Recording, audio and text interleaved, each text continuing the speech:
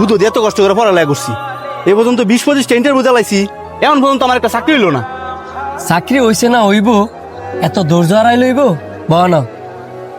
ধৈর্যের কথা কস, 20-25টা ইন্টারভিউ চালাইছি, এরপর একটা চাকরি হয় না, আর কত ধৈর্য ধরতাম?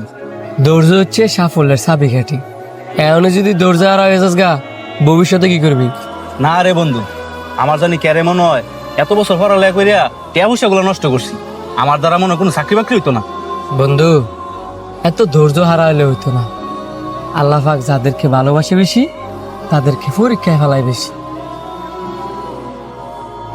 কি করতাম, পড়ালেখা শেষ করছি 3-4 বছর হইব, এখন পর্যন্ত আমার একটা চাকরি হইতেছে না। বেকার বই থাকতে আর ভাল লাগতেছে না, পরিবারের তো নানান ধরনের কথা মনে লাগতেছে। আল্লাহ পাক হচ্ছে উত্তম পরিকল্পনাকারী। এই যে তুই ইন্টারভিউ দিতেছস, একটার পরে একটা ইন্টারভিউ তোর বাতিল হইতেছে, নিশ্চয়ই আল্লাহ পাক তোর জন্য সামনে ভালো কিছু রাখছি। আচ্ছা জিডিও, তোর আইতে এত লেট হয়েছে গেলি গা? আরে আর কইস না, রাস্তায় যে পরিমাণে জ্যাম আছিল, 2 ঘন্টা রাস্তা 4 ঘন্টা এমন লাগছে। বাস দিয়ে আইসস নাকি? আরে এই কারণে যত জ্যামে পড়ছি। তো বাস রাইখা পরে অন্য গাড়ি দেয় ভর্তি। আরে বাস রেখে আবার আমু কেমনে, বাসের টিকিট কাটছি না, রাস্তা ক্লিয়ার হয়েছে পরেই বাস দিয়ে পড়ছি।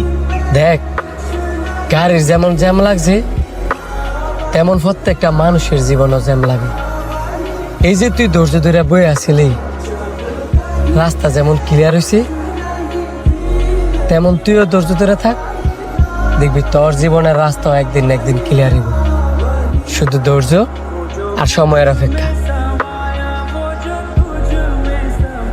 বন্ধু, তোর কথায় মনে সাহস আরো বাইরে গেছে গা।